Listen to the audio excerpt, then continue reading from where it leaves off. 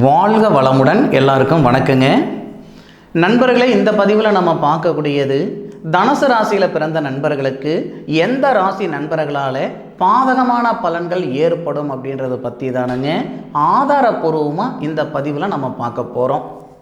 அதுபோக தனுசு ராசியில் பிறந்த நண்பர்களுக்கு இந்த பதிவு 100% பயனுள்ள பதிவாக இருக்க போகுதுன்றதில் எந்த விதமான மாற்று கருத்தும் கிடையாது. இந்த பதிவு முழுமையாக பார்த்துட்டு உங்களுடைய கருத்துக்கள் என்னன்றது கமெண்ட் பாக்ஸில் பதிவு பண்ணுங்க.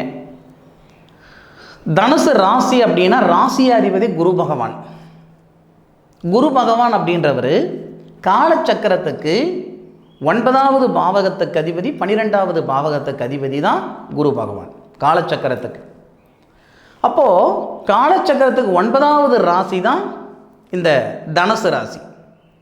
தனுசு ராசி நண்பர்களுக்கு கொடுத்து பழக்கம் கெடுத்து பழக்கம் கிடையாது.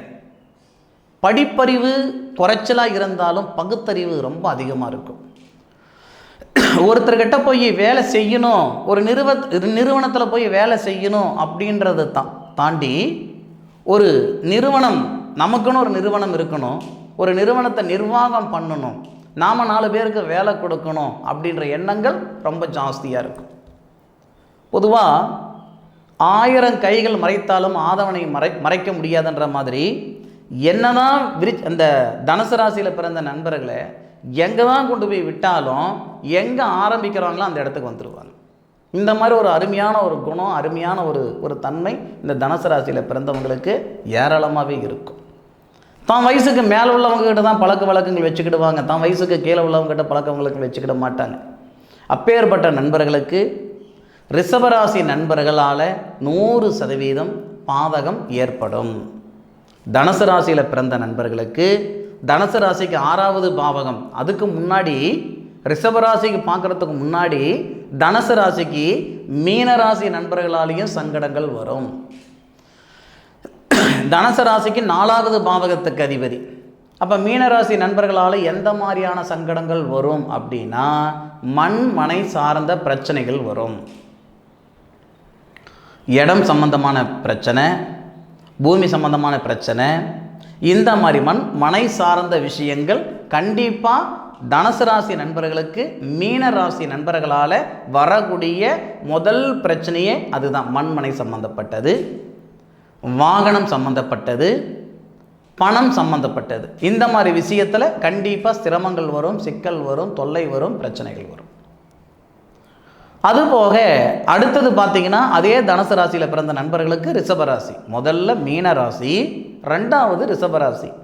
இன்னொரு விஷயம் சொல்கிறேனுங்க, இந்த மீனராசியில் பிறந்தவங்களுக்கோ அல்லது ரிஷபராசியில் பிறந்தவங்களுக்கோ தனுசு ராசி நண்பர்களுக்கு கெடுதல் தான் பண்ணணும்னு கங்கணம் கட்டிட்டு ஒன்றும் இல்லை. அவங்களுடைய கிரகமோ நம்மளுடைய கிரகமோ அவங்களால நமக்கு சங்கடம் வர மாதிரி ஒரு சூழ்நிலையை நாமளே உருவாக்குறோன்னு வச்சுக்கோங்க. ஊசி இடம் கொடுத்தா தான் நூல் உள்ளே போகணும்னு சொல்லுவாங்க. நம்மக்கிட்ட ஒரு 10 ரூபாய் இருக்குது, ஆனால் இந்த பணம் 10 ரூபாய் இருக்குது வச்சுக்கிடுங்க, நான் தேவைப்படும் போது வாங்கிக்கிறேன்னு கொடுக்கறது நம்ம தப்பு. அப்படி கொடுத்தோம்னா அந்த பணம் வாங்க முடியாது. அதுவே தனுசு ராசியில் பிறந்த நண்பர்களுக்கு மீனராசியில் உள்ளவங்களை திருமணம் பண்ணிக்கிறீங்க, காதலிக்கிறீங்க, இந்த மாதிரி சூழ்நிலை இருந்தாலும் கண்டிப்பாக சங்கடங்கள் வரும். அதே மாதிரி மீனராசியில் பிறந்தவங்களை கூட ஒரு நேரம் இல்லைனாலும் ஒரு நேரத்தில் கல்யாணம் பண்ணிக்கலாம், ஏதோ ஒரு பொழப்பு பொழைச்சிடலாம். ரிஷபராசியில் பிறந்தவங்களை மட்டும் 100% திருமணம் செஞ்சுக்கக்கூடாது. எல்லாருக்கும் நான் ஒரு விஷயம் சொல்லிக்கிறேனுங்க, தயவு செய்து யாரும் தப்பாக எடுத்துக்கிடாதீங்க. நான் மீனராசியோ அல்லது ரிஷபராசியோ, அதன் பிறகு சொல்லக்கூடியது கன்னி ராசி, அதன் பிறகு சொல்லக்கூடியது கடகராசி, இந்த 4 ராசியை சொல்கிறேன். இந்த 4 ராசிக்காரங்க தனுசு ராசிக்கு கெடுதல் தான் பண்ணுவாங்க, அந்த வார்த்தை சொல்ல வரல. இந்த 4 ராசி நண்பர்களால் நமக்கு கெடுதல் நடக்கிறதுக்கான வாய்ப்புகள் அதிகமாக இருக்கும். இப்போது போகிற பாதை மேடு பள்ளம் எங்கே இருக்குன்னு தெரிஞ்சதுன்னு வச்சுக்கோங்களேன், அந்த பாதையில் நாம் தைரியமாக போகலாம். மேடு பள்ளம் தெரியாமல் நம்ம புதுசாக போகிறோன்னு வச்சுக்கோங்களேன், கண்டிப்பாக நாம் பயந்து தான் போவோம்.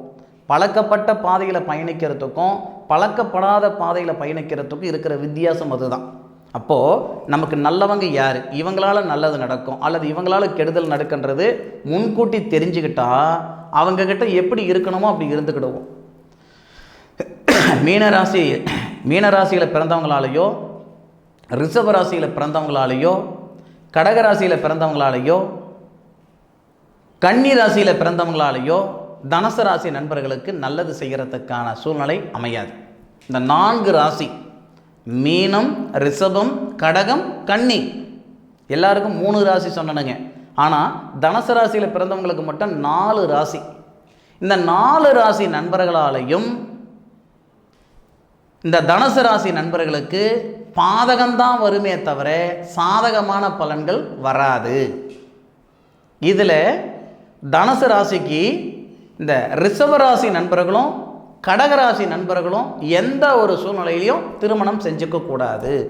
தனுசு ராசியில் நீங்கள் எந்த நட்சத்திரமாக இருந்தாலும் பரவாயில்ல, ரிஷபத்தில் வரவங்களை திருமணம் பண்ணக்கூடாது, அல்லது கடகத்தில் வரவங்களை திருமணம் பண்ணக்கூடாது. அப்படி மீறி பண்ணிங்கன்னா வம்பு, வழக்கு, பிரச்சனை, ப்ராப்ளம், பிரிவினை, புத்திரபாகியம் இல்லாமல் போகிறது, இந்த மாதிரி சூழ்நிலைகள் எல்லாமே ஏற்பட்டுடும். தொழில் ரீதியாக இருக்கட்டும், பண ரீதியாக இருக்கட்டும், மன ரீதியாக இருக்கட்டும், திருமண ரீதியாக இருக்கட்டும், இந்த மாதிரி விஷயங்களுக்கு தனுசு ராசியில் பிறந்த நண்பர்களுக்கு, தனுசு ராசியில் மூலம் நட்சத்திரத்தில் நீங்கள் பிறந்திருந்தாலும் சரி, பூராடம் நட்சத்திரத்தில் பிறந்திருந்தாலும் சரி, உத்திராடம் நட்சத்திரம் ஒரு பாதத்தில் நீங்கள் பிறந்திருந்தாலும் சரி, நீங்கள் ஆணாக இருந்தாலும் சரி அல்லது பெண்ணாக இருந்தாலும் சரி, மீனராசி நண்பர்களையோ அல்லது ரிஷபராசி நண்பர்களையோ அல்லது கடகராசி நண்பர்களையோ அல்லது கன்னிராசி நண்பர்களையோ சேர்த்து வச்சு பிஸ்னஸ் பண்ண வேண்டாம். மீனராசி நண்பர்களுடன் சேர்ந்து ஒரு மண்மனை வாங்க வேண்டாம். ரிஷபராசியோ அல்லது கடகராசி நண்பர்களையோ எந்த ஒரு சூழ்நிலையிலையும் திருமணம் பண்ண வேண்டாம். இப்படியெல்லாம் இல்லாமல் இருந்தால் உங்கள் வாழ்க்கை நல்லா இருக்கும். இல்லை சார், இதில் எல்லாம் உடன்பாடு இல்லை சார் அப்படின்னு செஞ்சுக்கிட்டிங்கன்னா கண்டிப்பாக ஏன்டா செஞ்சோம், எதுக்கூட செஞ்சோம் அப்படின்ற ஒரு சூழ்நிலைக்கு போயிடுவீங்க. சரி, என்ன சார் செய்கிறது? உங்கள் சக்திக்கு தகுந்த மாதிரி காசு பணம் கொடுத்துருந்தாலும் சரி அல்லது பிஸ்னஸ் செய்தாலும் சரி, ஏதாவது ஒரு வகையில் அவங்களால உங்களுக்கு சங்கடம் தான் வருமே தவிர சாதகமான பலன் வராது, சந்தோஷம் வராது. சரிங்களா? ஏற்கனவே அனுபவித்தவங்களாக இருந்தால் கமெண்டில் சொல்லுங்கள். அனுபவிக்கணும் அப்படின்ற ஆசை இருந்தால் அவங்களுடைய சவகாசம் நீங்கள் தப்பாக எடுத்துக்காதீங்க.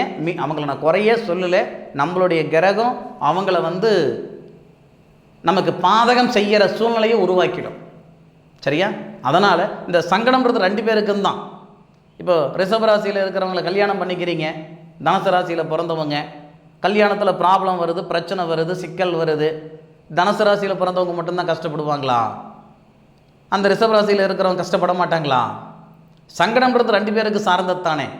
அப்பேற்பட்ட விஷயத்தை நாம் ஏன் செய்யணும்?